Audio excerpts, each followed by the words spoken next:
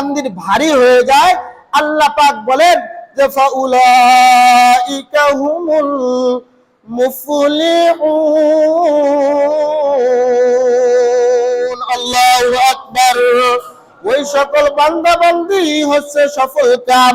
আর যাদের মিজানের পাল্লা ভারী হবে না, নেক আমল ভারী হবে না, তাদের জন্য আল্লাহ পাক রব্বুল আলামিন ঘোষণা করেন ওয়ামান খাফফাত মাওয়াজিনুহু, যাদের মিজানের পাল্লা হবে হালকা, ভারী হবে না, নেক আমল থাকবে না, নেক আমল থাকবে না, তাদের ব্যাপারে আল্লাহ পাক রব্বুল আলামিন ঘোষণা করেন ফাউলাইকাল্লাযীনা খাসিরু আনফুসাহুম, ওই সকল ব্যক্তিরা নিজেদের আকল বুদ্ধি থাকার পরেও নিজেরা নিজেদেরকে ধ্বংস করে ফেলেছে।